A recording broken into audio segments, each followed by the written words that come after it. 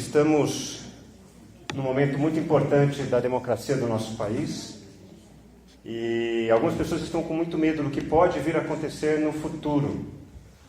Então a gente precisa conversar um pouco sobre isso. Medo se vai virar uma ditadura de direita, de esquerda, se a economia vai melhorar, se vai piorar, se a gente vai perder emprego. Isso tudo bagunça com a gente. O futuro assusta a gente, né? E de onde é que vem essa sensação de medo? Essa é uma experiência muito comum a todos nós. Embora a religião tenha um lado muito positivo de envolvimento social, de apoio, a religião e toda forma de religião, independente da placa ou da crença, toda forma de religião, ela é estabelecida em dois pilares: culpa e medo. Toda religião trabalha com o emocional humano a partir da culpa e do medo. A culpa e a sua irmã gêmea vergonha, elas caminham de mãos dadas, inclusive, gerando nas pessoas esse sentimento assim de inferioridade, de inadequação, de desvalorização. Vou tentar dar um exemplo muito claro, muito simples. Quando a gente é pequeno, a gente recebe algumas dicas do pai e da mãe, né? Não faça isso porque é feio. Quem não gosta? Deus não gosta. Deus não gosta do que você faz. E na cabeça de uma criança, fazer o cálculo de aquilo que eu faço, Deus não gosta, para Deus não gosta de mim, é um pulo muito rápido. Porque eu sou o que eu faço. E se o que eu faço é algo que deixa Deus bravo comigo, então Deus é alguém que sempre está bravo comigo. E aí com isso a gente vai criando uma reação em dois polos opostos. Ou a gente vira neurótico para fazer tudo certo, então a gente fica aquela pessoa chata, não pode atravessar fora da faixa de pedestres, não pode atravessar semáforo enquanto está no amarelo, tem que tentar cumprir o máximo as regras. Ou a gente vai para o outro extremo, a gente se torna compulsivo em fazer tudo errado, a gente quer ser aquele rebelde, quer poder romper com todas as regras e autoridades. Há um estudioso italiano, Giovanni Frazetto, ele escreveu um livro muito interessante, o que a neurociência explica o que a gente faz, por que a gente faz do jeito que faz. Em algum momento ele fala assim no seu livro: a culpa é uma narrativa profundamente infiltrada no cristianismo. Eu diria que um dos maiores instrumentos para instigar e moldar a conduta e a boa moral. A culpa é uma narrativa profundamente infiltrada no cristianismo. E da culpa vem o medo. E é triste como um movimento que começou com Jesus e com os seus discípulos, um movimento que era construído na graça de Deus, acabou construindo edifícios alicerçados no medo. As pessoas passaram a ter medo de Deus, ter medo de não ser aceito, medo de não serem bons o suficiente. E sabe o que é mais irônico? A gente foi criado a desejar o céu, não porque o céu é bom, mas porque o inferno é ruim. A gente tem medo de que vá passar o resto da nossa existência em um lugar ruim. Então a gente não vai para o céu porque o céu é bom. Engraçado isso, né? Triste, na verdade. E aí o cristianismo ele começou a se estabelecer mais como uma filosofia de vida, baseada numa rígida expressão de boa moral.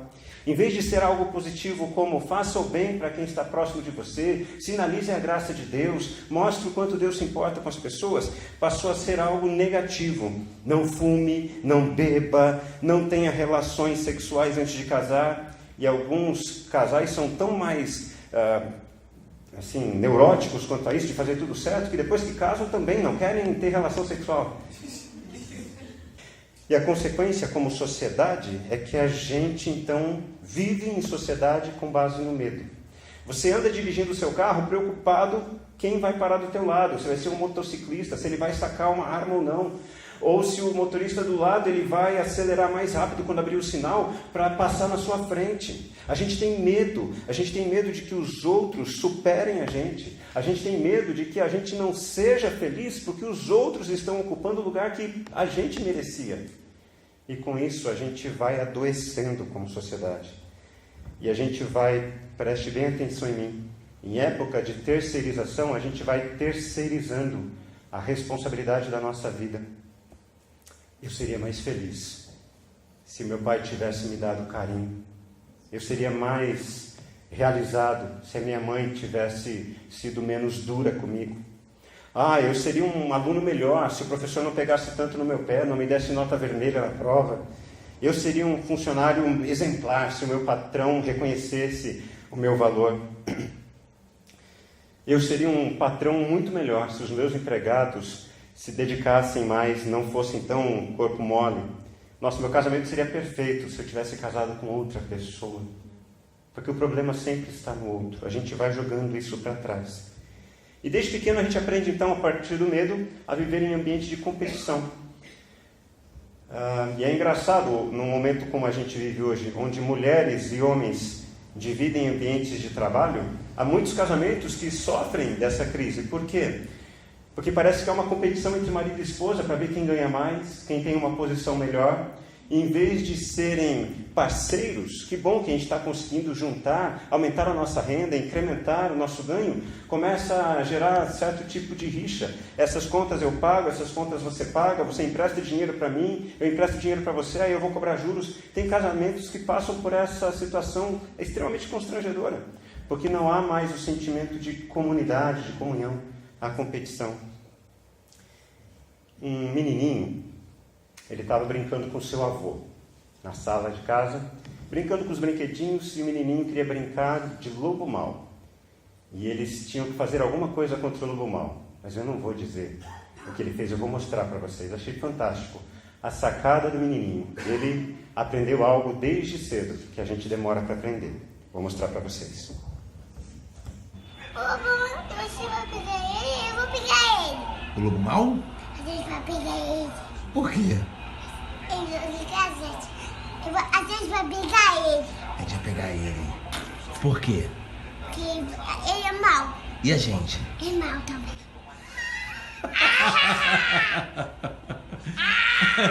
A gente é mal também? Eu não sou mal não, eu sou bonzinho.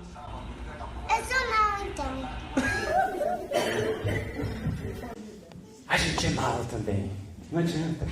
Todos nós somos maus. E a maldade tem a ver com isso. A gente é egoísta. A gente quer saber do nosso lado da história. A gente não quer saber o porquê que o outro reagiu da maneira que reagiu. Aquilo afetou a gente. Aquilo machucou a gente. Como a gente conversou no domingo passado, quando a gente se sente injustiçado, a gente comete injustiças. E aí o ciclo começa cada vez mais a se perpetuar. A gente é mau. Mas tem um jeito de vencer esse medo. O medo de que alguém vai nos passar a perna, alguém vai nos prejudicar. Porque senão o medo vai paralisar a gente ou vai tornar a gente agressivo. E de qualquer forma a gente vai ser guiado pelo medo. Esse ano a gente tem conversado aqui na nossa comunidade que o propósito de Deus para mim e para a sua vida é que a gente viva a nossa vida de uma maneira honesta, que a gente reconheça que a gente não é perfeito, e a gente nunca será perfeito nessa vida. E que por causa disso a gente precisa de um Salvador na nossa história. E esse Salvador vai nos ajudar a viver uma vida para a glória de Deus. E hoje nós vamos meditar no texto de Mateus, Evangelho de Mateus, capítulo 1, versículos 18 a 23. Evangelho de Mateus, capítulo 1, versículos 18 a 23. Foi assim o nascimento de Jesus Cristo. Maria, sua mãe, estava prometida em casamento a José, mas antes que se unissem, achou-se grávida pelo Espírito Santo. Por ser José, seu marido, um homem justo, e não querendo expô-la à desonra pública, pretendia anular o casamento secretamente. Mas depois de ter pensado nisso, apareceu-lhe um anjo do Senhor em sonho e disse: José, filho de Davi, não tema receber Maria como sua esposa, pois o que nela foi gerado procede do Espírito Santo. E ela dará à luz um filho, e você deverá dar-lhe o nome de Jesus, porque ele salvará o seu povo dos seus pecados. Tudo isso aconteceu para que se cumprisse o que o Senhor dissera pelo profeta. A virgem ficará grávida e dará à luz um filho, e lhe chamarão Emanuel, que significa Deus conosco. O cristianismo, ele nunca se propôs a ser uma religião. O cristianismo se tornou uma religião a partir do imperador Constantino, quando ele declarou que o cristianismo seria religião oficial do império. Até então, o cristianismo era um movimento onde pessoas interagiam entre si, pessoas se ajudavam, pessoas contribuíam umas com as outras. Então o cristianismo, historicamente, passou de um movimento de amor, uma relação, um relacionamento com Deus e com o próximo, para um movimento de poder. Quando Constantino diz o cristianismo é religião oficial do império, ele estabeleceu um casamento promíscuo entre religião e política. E toda vez que religião e política andam de mãos dadas, há um desvio de propósito. Isso a gente percebe em ditaduras ou em governos totalitários. Aconteceu essa semana, nós vimos o caso de um país onde o poder político está aliado ao poder religioso. Então há uma série de restrições, como é o caso triste desse jornalista, que era oposição ao imperador da Arábia, foi procurar documentos numa embaixada na Turquia e lá desapareceu. Descobriram que ele foi morto por ser oposição ao governo.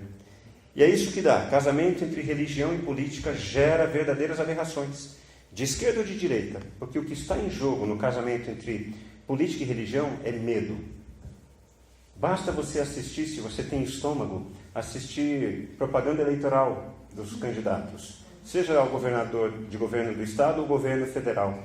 A palavra de ordem é medo, mentira, está tudo errado, o outro é totalmente errado, nós somos totalmente certos. E essa polarização ela é importante para gerar o medo, porque quando a gente quer poder a qualquer custo. E aí a gente tem de um lado o cristianismo, e de outro lado a gente tem a religião cristã. Na religião cristã nós temos várias expressões de religião cristã, várias igrejas, várias placas, várias formas de se relacionar com Deus da maneira religiosa, sempre baseados em culpa e medo. E do outro lado a gente tem o cristianismo, que se resume em duas leis. E a primeira lei, qual é? Amar a Deus acima de todas as coisas. E a segunda lei? Amar o meu próximo. Percebe a diferença, o abismo colossal que existe entre eu viver uma vida onde eu ame a Deus e ame as pessoas e uma forma de me relacionar com Deus com base na culpa e no medo. Para eu aplacar a ira do Deus cristão ou de qualquer Deus, de qualquer religião, eu preciso cumprir uma série de práticas, de doutrinas, de dogmas. Eu preciso orar, eu preciso ler o livro sagrado, eu preciso frequentar as reuniões religiosas, eu preciso trazer dinheiro, e de preferência bastante dinheiro, porque é isso que acalma o coração do Deus das religiões, sendo que da proposta de Jesus para as nossas vidas é simples. Ame a Deus, ame as pessoas. E o amor não é sentimento, é prática. O amor se manifesta em prática. Leonardo Boff era um sacerdote católico, agora ele é teólogo católico, um homem brilhante, um filósofo, e ele escreveu assim certa vez: meninos querem ser homens, homens querem ser reis, reis querem ser deuses, só Deus quis ser menino. Porque o que está em jogo é a questão de poder. Muitas das nossas relações familiares, elas não são baseadas em amor, são baseadas em poder. Enquanto você estiver morando do meu teto, debaixo do meu teto, você vai fazer o que eu mando, porque eu é quem ponho comida em casa, eu é que pago o teu trabalho, tua faculdade, eu é que compro roupa para você. Não é estabelecida uma relação de amor, mas uma relação de poder. E por isso gera tanto conflito em termos de sociedade. E a proposta do Evangelho é totalmente diferente. Jesus, ele é Deus, e ele veio mostrar que nós, enquanto seres humanos, tínhamos uma ideia completamente deturpada sobre Deus.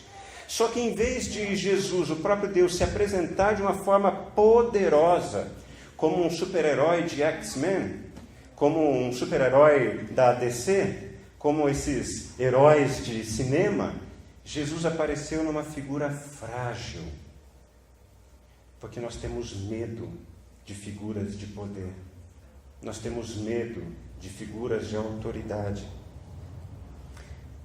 Quem pode ler os versículos 18 e 19, por favor?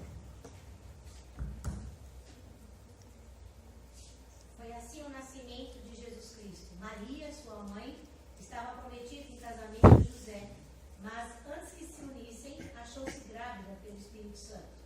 Por ser José, seu marido, um homem justo, e não querendo expor a desonra pública, pretendia anular o casamento secretamente.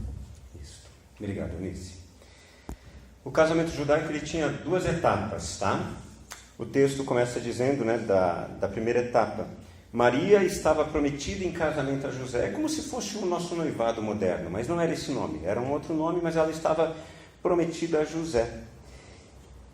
E a primeira etapa era exatamente essa. No hebraico, erusim.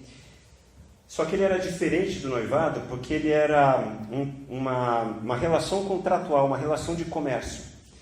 Então, pensa, se Ezequiel morasse lá em Israel e a Vitória fosse a primeira filha a casar. Quando chegasse o noivo, não era o noivo quem pediria autorização para o pai. Era o pai do noivo que pediria autorização para o pai da noiva. E nos seguintes termos: o meu filho quer casar com a sua filha. Quanto que ela vale? É isso. Qual é o custo? Qual é o custo que você tem para manter alguém como a sua filha? Então estabelecia-se um valor monetário, econômico. O noivo vinha, pagava o dote e pronto, ela estava prometida como noiva para o noivo. E aí passava-se um período que poderia equivaler de 1 mês a 1 ano, dependendo da condição social do noivo. O que o noivo fazia nesse momento?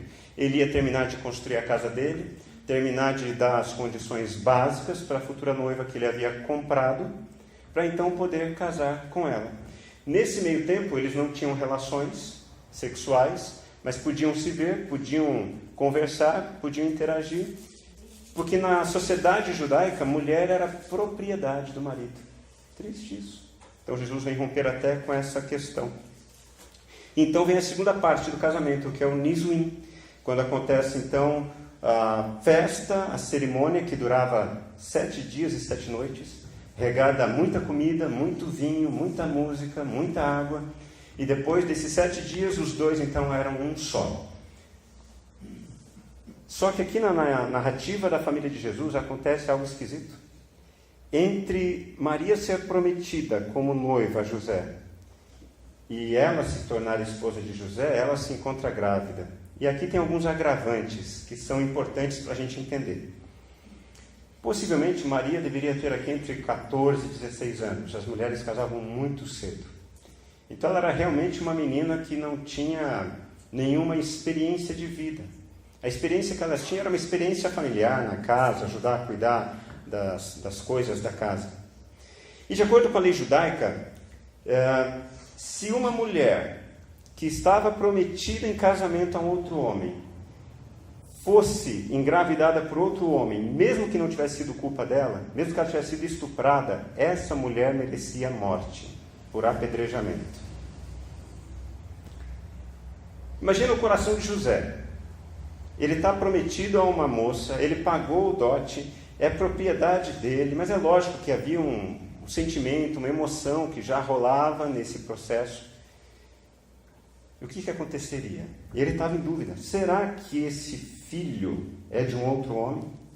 Será que ela me traiu nesse processo? Será que ela tinha alguma paixão de adolescência e não falou isso para mim e agora está me colocando em risco? José estava entre a cruz e o punhal. Ou José atuava para que ela fosse apedrejada, ou ele seria tratado como corno para o resto da vida. Me perdoe a expressão, mas essa é a expressão. Então José, de acordo com o texto, ele tem um pensamento interessante. Versículo 19 diz assim: por ser José, o seu marido, um homem justo, e não querendo expô-la à desonra pública, pretendia anular o casamento secretamente. O que significa isso? Dentro da sociedade judaica, existia a diferença entre repúdio e divórcio. Por qualquer motivo, um marido podia repudiar sua esposa. Por qualquer motivo. Desde que ela tenha queimado a comida, até a questão de eu não gosto mais de você, você não é mais bonita, você não é mais jovem. E ele podia então ter quantas mulheres quisesse, podia repudiar. Agora pensem comigo. Uma mulher numa sociedade agrária, onde mulher era considerada propriedade, mulher não trabalhava, mulher não tinha renda. Quando uma mulher era repudiada, o que acontecia com essa mulher? Ela não podia voltar para a casa dos pais, porque era uma vergonha. Como é que ela ia sustentar a vida dela? O que ela tinha que fazer, irmãos, se vocês adivinham? Ela se transformava em prostituta. Então, para impedir que isso acontecesse, existia a carta de divórcio. O que é a carta de divórcio? Lá em Deuteronômio. Quando um homem não quisesse mais permanecer casado com a sua esposa, ele tinha que dar uma carta de divórcio. Então ele liberava a esposa, dizia que não era por nenhum motivo de traição. Ela estava livre para casar com outro homem, para que ela não precisasse se prostituir. Porém, mais do que isso, junto com a carta de divórcio, ele pagava outro dote para poder preservá-la. E olha a cabeça de José. José era um homem justo. Ele não era o pai da criança. Na cabeça dele, outro homem tinha feito isso. Maria tinha traído ele. Mas para não colocar em risco a vida de Maria, José resolve dar uma carta de divórcio, anular secretamente o casamento. Eu vou pagar outro dote para você. Eu vou dizer, e poderia como homem, ele poderia dizer, eu não pensei melhor, não quero me casar com você. Quem seria o vilão da história? Maria ou José? José. Ele mata no peito e diz, eu assumo. Por mais que eu não tenha feito nada de errado, eu vou preservar você. Porque homens de verdade fazem isso. Homens de verdade não colocam a sua família em risco. Homens de verdade se colocam à frente da sua família para proteger a sua família. José fez isso. O texto continua. Quem pode ler versículos 20 a 21? Mas depois de ter pensado nisso, apareceu-lhe um anjo do Senhor e em sonho disse: José, filho de Davi, não tema receber Maria como sua esposa, pois o que nela foi gerado procede do Espírito Santo. Ela dará à luz um filho e você deverá dar-lhe o nome de Jesus, porque ele salvará o seu povo dos seus pecados. Obrigado, Edinaldo. E é muito interessante a maneira que o anjo do Senhor aparece até José. Perceba a maneira como ele se dirige a José. José, filho de Davi. José, filho de Davi. O anjo, ele estava, na verdade, estabelecendo limites. Ele estava colocando, José, eu sei que o que você está propondo fazer é algo muito interessante, mas reconheça isso. Você é apenas filho de um outro homem. Você é ser humano como qualquer outro. Não queira fazer aquilo que não está ao seu alcance. Você não está entendendo a dimensão de tudo isso. Porque é isso que acontece muitas vezes na minha e na sua história. A gente está percebendo que a situação está meio complicada, a gente tem que se posicionar, a gente tem que fazer alguma coisa. Só que nisso a gente acaba metendo os pés pelas mãos porque a gente esquece que tem alguém que é o maior interessado na minha e na sua história. Deus é aquele que está preocupado com a nossa existência. É aquele mês que aperta no bolso e a gente quer dar um jeito e a gente vai tentar pegar um empréstimo no banco. Ou a gente vai tentar pegar um agiota. Porque a gente esquece que Deus está cuidando da gente. É quando a gente quer tentar dar um jeitinho na situação. É como se a gente quisesse dizer, a gente não precisa de um salvador. A gente consegue salvar a gente mesmo. E quantas vezes a gente faz isso e se arrepende pelo meio do caminho? E o anjo está lembrando isso a José. José, aquele que nascerá da sua esposa, ele procede do Espírito Santo. E você dará o nome a ele de Jesus, porque ele salvará o seu povo dos pecados. José estava com medo. O filho não é meu, o que vão falar de mim, o que vão falar dela? Eu tenho que fazer alguma coisa. E por mais que ele tentasse fazer uma coisa correta, ele estava colocando em risco tudo aquilo que Deus tinha preparado para eles.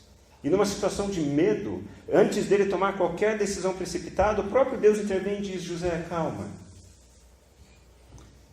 Mananciais no Deserto é um dos clássicos devocionais da literatura cristã aqui no Brasil, da editora Betânia. E num dos dias, é uma devocional simples para cada dia do ano. E num dos dias, a autora, Letty Coleman, ela começa a devocional dessa forma. Preste bem atenção. Enquanto não está claro o que você tem que fazer, está claro que você não tem que fazer nada. Enquanto não está claro o que você tem que fazer, está claro que você não tem que fazer nada.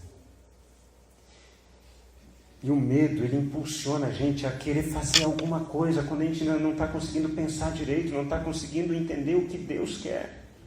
E a gente acaba metendo os pés pelas mãos, porque a gente esquece de algo muito importante.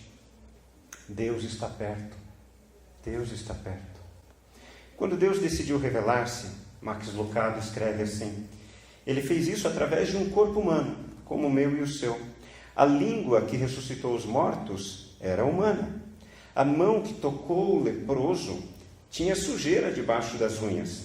Os pés sobre os quais a mulher chorou eram pés calosos e empoeirados. E as suas lágrimas, não se esqueça das lágrimas. Elas vieram de um coração tão quebrantado como o seu ou o meu jamais o foram. As pessoas se aproximavam então dele. E puxa, como procuravam! Elas surgiam à noite, tocavam nele quando caminhava pelas ruas, seguiam-no até o mar, convidavam-no para suas casas e colocavam seus filhos aos pés dele. Por quê? Porque Jesus se recusou a tornar-se uma estátua numa catedral ou um sacerdote num púlpito elevado. Em vez disso, ele escolheu ser Jesus. Não há sequer uma sugestão de alguém que temesse aproximar-se dele. Havia alguns que o ridicularizavam, havia outros que o invejavam, outros ainda que não o compreendiam e outros que o reverenciavam, mas não havia ninguém que o considerasse santo demais, divino demais ou celestial demais para ser tocado. Não houve uma pessoa sequer que relutasse a aproximar-se dele com medo de ser rejeitada. Lembre-se disso, então. Lembre-se disso da próxima vez que ficar surpreso com as suas próprias falhas, ou da próxima vez que as acusações ácidas fizerem aquele buraco na alma, ou da próxima vez que você olhar para uma catedral fria, ou ouvir uma liturgia sem vida, fria. Lembre-se, é o ser humano quem cria a distância, mas é Jesus quem constrói a ponte. O ser humano constrói distâncias, religião, mas Jesus constrói pontes. Em Jesus, Deus chegou mais perto. Quando você estiver com muito medo, lembre-se disso. Deus está perto de você. Deus não abandonou você. Quantas situações de medo você já passou e achou que não conseguiria encontrar uma alternativa?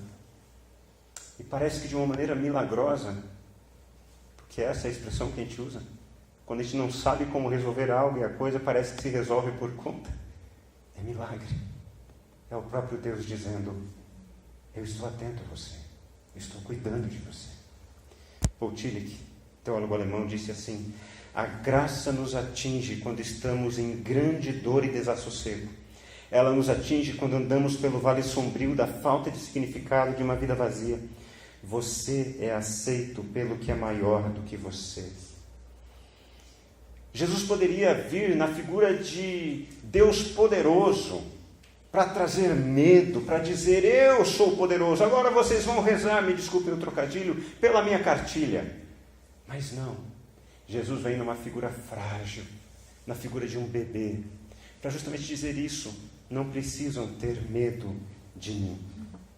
E o texto encerra nos versículos 22 e 23. Quem pode ler para a gente, por favor? Tudo isso aconteceu para que se cumprisse o que o Senhor dissera pelo profeta. A virgem ficará grávida e dará à luz a um filho e lhe chamarão Emanuel, que significa Deus conosco. Isso, muito obrigado, Gui. O Evangelho de Mateus foi escrito por um judeu chamado Mateus, também conhecido como Levi, E ele escreveu o Evangelho para contar a história de Jesus para os seus conterrâneos judeus, para dizer, ele é o Messias que a gente esperava há tanto tempo. Então, enquanto Mateus está escrevendo, ele está relembrando aquilo que ele viu, aquilo que ele ouviu, aquilo que ele presenciou e aquilo que ele não viu, mas ouviu de outros. Enquanto ele está escrevendo essa parte, logo no início do seu Evangelho, sobre o nascimento de Jesus, ele lembrou de uma história pela qual o seu povo havia passado. E está registrado lá em Isaías 7, quando Isaías se encontra com o rei Acaz. Havia uma guerra entre dois povos, a guerra sírio-efraimita, por volta de 734, 733 a.C. Os reis de Damasco e Samaria, os dois fizeram uma aliança e planejaram invadir Judá para depor o rei Acaz. E dois fatores eram muito determinantes para que fosse bem sucedida essa tentativa: os planos deles e o medo do rei. Acaz estava extremamente assustado. Ele não sabia o que fazer, ele não tinha exército suficiente para enfrentar o inimigo, ele não tinha como impedir a invasão. E aí, nesse contexto, Isaías anuncia o nascimento do filho do rei de Acaz, que viria a ser o rei Ezequias. Preste atenção. De um lado, nós temos aqui a história de um rei que está extremamente assustado, porque o seu país será invadido, ele será deposto, a sua linhagem será morta. De outro lado, um homem, José, carpinteiro, um homem simples, um homem justo, com medo, porque ele está diante de uma outra invasão, a invasão da privacidade dele, a invasão do que vão dizer sobre ele. Diante dessas duas histórias de medo, a mesma figura é evocada. Na história do rei Acaz, o nascimento de um filho. Na história de José, o nascimento de um filho. O nascimento dessas crianças lembraria tanto o rei quanto o carpinteiro uma realidade muito importante. Como diz no versículo 19: e lhe chamarão Emanuel, Deus em nosso meio. Diante de tantos prenúncios de morte, de invasão, de injustiças, diante de situações que nos levam ao desespero, nós precisamos lembrar sempre disso. Deus é aquele que vence o poder a partir da figura simples de uma criança. Deus supera a opressão a partir de ações simples. Diante de tantos prenúncios de morte, um anúncio de esperança, um anúncio de vida. O lado bom da religião é que ela, como vimos, ela dá apoio e ajuda no envolvimento social, mas ela é estabelecida em culpa e medo. E nisso de estabelecer culpa e medo, a gente vai vivendo com receio. Acha que não é bom o suficiente para Deus, acha que não é bom o suficiente para os outros. A gente viu também que quando religião e política se juntam, alguma coisa boa não acontece. Há tentativa de exercer poder a todo custo para oprimir o outro. E com isso há injustiças. Nós vimos também que José e Maria estavam no processo entre o noivado e o casamento, e nesse meio tempo ela fica grávida. Coloca em risco a vida dela, coloca em risco a vida de José. José resolve tentar matar no peito para preservar Maria, mas também fugir da situação. Então o anjo diz: não, segura a onda, Deus está com você. E Mateus lembra de um outro episódio, de uma outra moça que havia ficado grávida, numa situação de desespero, de medo. Que nessa semana você troque os sentimentos de medo que teimam em invadir o seu coração, assim como tentaram invadir Judá. Que você troque os sentimentos de medo que vêm, como vieram ao coração de José, o que vão pensar de mim, o que estão dizendo de mim. E que você se acalme na bondosa força de Deus, na figura de Jesus. Eu quero terminar ajudando você a pensar algo. A primeira vez que Jesus veio para o nosso mundo, ele veio ocultado na forma de uma criança. Mas a próxima vez, e ele retornará, e será em breve, ele virá revelado e será abundante e imediatamente claro para todo mundo quem ele realmente é. A primeira vez que Jesus veio, uma estrela marcou a sua vinda. A próxima vez que ele vier, a Bíblia diz que os céus inteiros se recolherão como um pergaminho e todas as estrelas do céu cairão e ele iluminará a tudo e a todos. A primeira vez que Jesus veio, magos e pastores trouxeram presentes para ele. A próxima vez que ele vier, ele trará presentes, recompensa para aqueles que são seus. A primeira vez que ele veio, não havia nenhum lugar para ele. A próxima vez que ele vier, o mundo inteiro não poderá conter a sua glória. A primeira vez que ele veio, só alguns assistiram à chegada dele. A próxima vez, quando ele retornar, todo olho o verá. A primeira vez, ele veio como um bebê. E na próxima, ele retornará como Rei, soberano e Senhor das nossas vidas. E é por causa dele que a gente se mantém firme, vencendo o medo.